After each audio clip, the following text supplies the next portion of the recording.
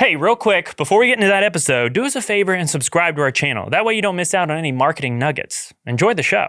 I think that's been a really interesting thing with Metronome because a lot of these people are working in the music industry. Right. And so they're hustling, like they're Late moving nights, constantly. yeah. It's not an option for them to quit their job. Hi, I'm Josh Owen. As the owner of a video marketing company in New Orleans, I've been on the quest to learn everything I can about marketing. Everyone has a different style, different strategy, and a different experience. Is there a wrong way to do it? A right way to do it? Let's find out together as we make marketing make sense. Welcome back, everybody, to another fantastic episode of Make Marketing Make Sense. Today, I'm joined by Sean Mulligan, Idea Village program manager, the head of Metronome program, which we're going to hear all about today. So I'm excited to hear about it. Thanks for joining me today, man. Yeah, thank you so much for having me, Josh. Yeah, I mean, you're a multifaceted man. You got so many irons in the fire, and this is just another one of them. Right. It's like we could talk to you all day, but I feel like, all right, we got to hone it in on Metronome in specific. And I think the best place to start is, Idea Village is doing so many things. And for people that don't know, it's how would you describe Idea Village as an organization? Yeah, the Idea Village is a nonprofit organization that invests in early stage startups that have the potential to drive like meaningful economic growth in the region. And so the way that we do that is we've got multiple programs set up to either help you start your business or scale it. And then once you're at the point of scaling and really going to the point of raising capital, we have mechanisms that we can sort of use to both get people in touch with investors and recently we've started a fund ourselves so that we can invest directly into some of those startups. Awesome. And then so Metronome is just another version of that, I'm assuming. Yeah, so Metronome is what we consider a catalyst program. And so it's built on top of our early stage program where we really go through baseline curriculum, foundational elements. And then with Metronome, we're able to really customize it for people who are operating in the music industry, build in some like tailored mentorship, some really custom workshops, and make it a really practical experience for those founders. You mentioned a lot of things that you're doing for, and just to reiterate, this is music specific founders. Yeah. Thanks, Metronome. But in that program, what are some of the more unique elements that makes it kind of stand out amongst the other programs in the city for like entrepreneurship and incubators and stuff like that? Yeah, I mean, I think it's really interesting to look at the spaces of entrepreneurship and music. And a lot of these founders are coming in as people who have worked in the industry, whether they're artists themselves or venue staff or hospitality management. And they've seen these problems firsthand. And they're now coming at it from the perspective of how could I solve this problem in a way that scales and that, solves the problem for good, makes it go away. Yeah. And so I think it's just an interesting context to put around an accelerator program is to say we're working in a creative industry, we're working with creative people, we're working in a very unique space, but we're in a city that's pretty primed to do that work and to test those theories and kind of see if the solutions stick. Yeah, that's awesome. I mean, so I think a lot of people will hear this too, and I want to get this, before we go too deep as well.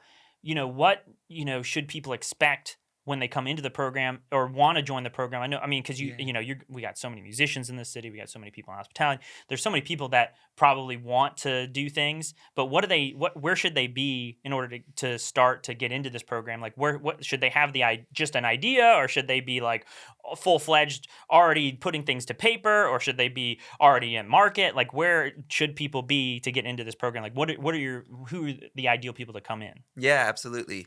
I think that with this program, we try to put as many resources around somebody who is at a point where they're ready to test things quickly, ready to accelerate, and sort of they've got enough of an idea right now and enough of a vision for what they want to create that we can actionably put mentors in front of them that are going to help them find new questions to ask about this concept, challenge the assumptions that they've made about the concept, and then go out within these 10 weeks in sort of a framework that we've set up and really meaningfully test those theories and test just whether or not this business is going to be valid and able to support both themselves and potentially like a whole other staff of people. Yeah. I think it's that kind of intentionality can really help. And so for somebody who's interested in the program, first steps are really like start talking to organizations like us for like the guidelines. We can point you towards resources like business model canvases, pitch deck creation Mm, resources, yeah. how to do like a basic idea of a financial projection, Yeah. and things like that. So coming in with more is going to help your case because we do have limited Gotcha. capacity and we want to throw as many resources at the ideas that we feel are just ready to really take Spring, yeah, off. take you off, because so I guess there's not like a set, like you need to have XYZ, but the more of XYZ you have, the more likely it is that you'll be in the program ready to go. Absolutely. And there's a lot of ways that you can show that you've done work, Yeah. especially with like technology driven products. People often think that they need to get the $50,000 to go build the platform Yeah. before they can test anything. But in reality, there's, really basic versions of the thing that you're trying to Mhm. recreate where you can test and, go out and talk to the people who are experiencing that problem and say, like, would this be the way that you would want to solve Yeah. this? And sort of doing that legwork shows a lot of initiative Yeah. for people who want to get into this program. And at that point, it's where we can start to put people who have been in their shoes Yeah. before, who have built and sold businesses in the music industry, and they Yeah. can come in and really talk about, I love that you're doing this. What if we tried that? Yeah. From a really practical standpoint. That's awesome. Yeah. Yeah, no, I love that. I mean, I think, one of the things that I see a lot of in is people feeling like they have to have everything figured out before they go in there. And so what you're saying is it's not about figuring it out, but there's a term for it, right? Where you have like a mock-up of like an app Yes, beforehand. an MVP, a minimum viable product. Yeah. Gotcha. And so for those people out there that, look up MVP Yeah. and start, putting that to page if you have an idea, because that would be, if you Yeah. saw one of those, I'm assuming that'd be a really big first step for a Abs- lot of them. yeah, absolutely. And like I said, there's tons of ways that you can show validation. Somebody who's been able to talk to, 100 venue owners about the Mhm. problems that they're Mm. experiencing Yeah. and So there's a market. exactly. Yeah. And you have made those Yeah. connections, have had FaceTime Yeah. with 100 venue owners. Mm. That's huge. Yeah. And that That's speaks to the awesome. fact that you're ready to really authentically solve a problem. Yeah, that's awesome. Well, I love that. I mean, I want to just get straight in because you've had how many years is this the 1 We've year or 1 year, wow. 2 cohorts. Yeah. So what I really want to know, I mean, I don't want to waste too much time outside of just I want to hear about the success stories. I want to hear about what you've seen, and what Yeah. you've gotten out of this so far. So tell me, like, what comes to your mind, like right off the top of your head, about like what were some of the success stories of the program so far? Yeah. I mean, I think the best example that comes straight to my head, there was an app, two DJs came to us with the What? idea of an event discovery platform Oh, to cool. just bring all of what was Oh, we happening need in that New in New Orleans Orleans. right now, Oh right? my That was God. the whole concept of right now, what's going on. They entered the program. We were able to connect them with the organizers for NOLA by NOLA, and they were able to launch the Wow. beta of their app Wow. with NOLA by NOLA populating it with all of their Yeah. events and That's awesome. advertising that you can go find their events Yeah. on the NOLA Now What app. did they have when they first came in? Like what did they start with? They started with quite literally like drawings of like what they Wow. wanted. Yeah. And so they had worked with us through Idea Institute Yeah. first, and then they entered the Metronome program in its first cohort. Yeah. And at the point of getting into Metronome, they were, finalizing things with a developer that they Yeah. had gotten in touch with. And they felt confident that they were able to, make that investment in developing the app. Because in that early stage program, they went out and they spoke to event organizers and Mm. DJs and people who were trying Yeah. to throw these events. And they got a lot of validation that said, I would absolutely use Yeah. that That's product. awesome. So they've been really great and they're continuing to build that Wow. platform out in a really great way. Yeah. I think that other success stories really come from like that one-on-one mentorship. Yeah. Our lead mentor in the program, his name is Arthur Sorokin. Okay. Um, he works for Google Ventures and Oh he, wow. Okay. uh, That's big stuff. yeah, he's I've heard of that Google. They're right, doing right, things, small little company. They're really up and coming. Yeah.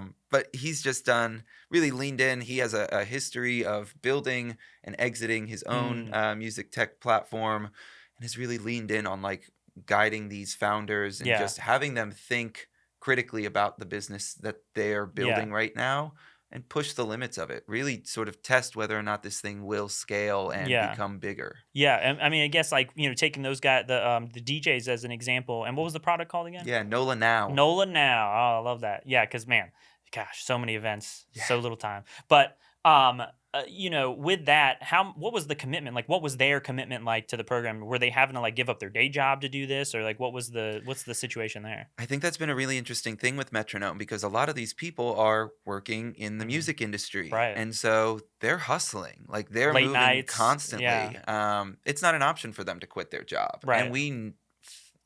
both knew that and found it out in a big way, like as we were doing this Yeah. program. And so the way that we've really tried to build it is really tailoring it to that group of founders. And Mm, that's where I say that like we have a limited capacity of how many we can take within this yeah. program because we really do set out to be intentional about, Mm, okay, we can get over half of the group here for this workshop if it's in person, but we can get 100% if it's yeah. virtual. Yeah. Yeah. Yeah. Yeah. Let's maybe do this Yeah. That virtual makes and bring sense. on some attorneys who are going to be able to speak to Mm, the group about arts and entertainment legal yeah. issues or Awesome.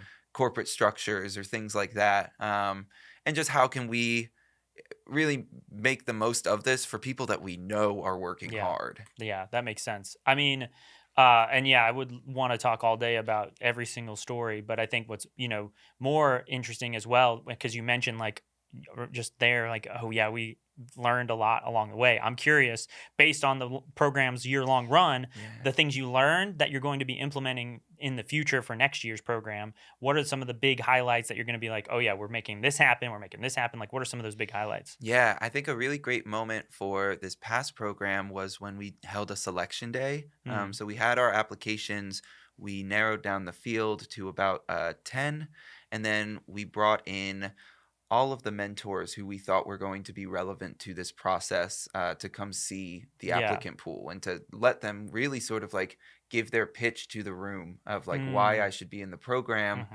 and what I would do with this, opportunity. Right. Um, and that really gave us a chance to give these startups big visibility, Mm, even some of the ones that didn't make Metronome in this round yeah.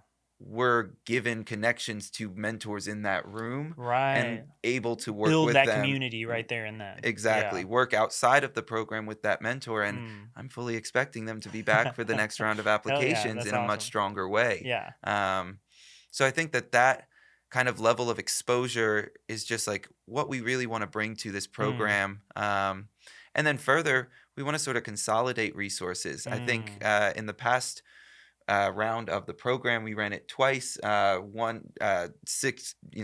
We run Idea Institute twice a year, Right, once right, every right. 6 months. And so we ran it, right consecutively back to back. And I Mm. think that we're going to be able to do a much better job, both on a marketing front, on a resource consolidation front, if we bring everything together for, a larger group of music startups Mhm. right there in the spring. Yeah, And that's our plan right now. that's So awesome. we're working towards that and excited to, welcome a new group. This program has been really exciting. And I think a lot of people have leaned in on it in ways that Yeah. have surprised us. That's awesome. Yeah, Yeah, that's incredible. I mean, I guess before, I mean, there's so many things we could get into, but before we, dive into anything else, I think it's really important to let people know how like the process works to being selected. So, absolutely. can you give us a quick rundown of like where they need to go, what the application's like, what they should be prepared for, so that they're ready to sign. If they're hearing this and they're like, I got to sign up today, they know what to do. Absolutely. Yeah. The best way to keep up with everything Idea Village application wise is to sign up for our newsletter. So go to Mm, ideavillage.org, scroll to the bottom of that page, and sign up for the newsletter. We make a lot of noise as the applications are coming out through that channel. So you'd be most likely to see it there. And then I'd also say that, like timeline wise, you're looking for the Idea Institute spring session. And so applications for that go live around the end of February, and then the program would be kicking off at the top of April. Oh, wow. So yeah, keep that on your list because Yep. that'll be coming up. Well, that's awesome. Anything else that you would want people to know about the program that we haven't like really like the 101 of Metronome, is there anything else that they should know? I think there's a lot of things that people can get out of accelerator programs in Yeah. general. And I think the intentionality behind this one has made it valuable to this group of founders. Mm, And so I would say that for any entrepreneur who's looking at accelerator programs and trying to decide if this is going to be worth my time, if I'm going to really get anything out of this, to really think about what you want to get out of it. mm, And to really think about, am I going to this thing because I need connections to go raise capital? Am I going to this thing because I need to go further refine my product mm. and my overall vision? Am I going to this thing to find out what I don't know? Yeah, Do that's I, you that's know? what I would say because what you're describing, because I feel like probably a lot of people probably go into it with expectations, Yeah. but those expectations need to be tempered in some way, right? Like, and so I'm sure the mentors in the program do an excellent job with that. Yeah, and it's just valuable as an entrepreneur. You can get so deep into something, Mm, and like when you're in the rabbit hole by yourself, it takes bouncing the ideas off of people who have an idea of what you're working on, yeah, who like can understand it, but are gonna push you and are gonna challenge you in ways that you yeah, might not do yourself, yeah, and you might not stumble upon yourself yeah. until you've got that outside perspective. Yeah, for sure. No, that makes 100% sense. Wow, that's awesome. Well, yeah. I mean, last thing I would just say is, well, here's my last thing, last thing, Yeah. because I'm like, you brought something in my mind. Um, you as I know side secret, you're also budding entrepreneur yourself. Yes, Something yes. we got to talk about later. But through that experience, and you seeing it from that side as well, Yeah. what would be the things that you would recommend to these people that have an inkling of an idea or anything like that, thinking they should start something? What would be your recommendation for them, the first thing they do after they listen to this podcast? Yeah, I think especially going through this process, I recently participated in a pitch competition on the other side of things as somebody pitching. Yeah. And I think that what I've really learned throughout this is that you have to be married to the problem. It can't be Mm, the solution that you think is going to be what people fall in love with. You yourself have to become really curious about, why does this happen? What are mm, people doing right now to solve it? How mm. could this be better? What is it costing somebody, like time Wow. or money wise? Like, fall in love and be curious with just the idea of your business. Wow. And I think at that point, there's a lot of people early on who are afraid to talk Yeah. about their business because they're afraid someone's going to steal their idea. Yeah. But I always say that there's so much you can say by just talking about the problem you're solving Wow. and never even mentioning like what your solution might look like, Wow. but just talk about why you're passionate about solving it. Man, I got goosebumps as you said Uh, that because that's just like so to the truth, to the point of people need to recognize that it's about the problem and it's about the audience and it's about their cares. And I think we get so stuck up in our own like solution and our own ways. Wow, that's yeah. hot dang. Uh, Sean, you got the mic. Tell them where they can find you and tell them where they can find Idea Village. Yeah. Right here. Give them the spiel. You can find Idea Village, www.ideavillage.org.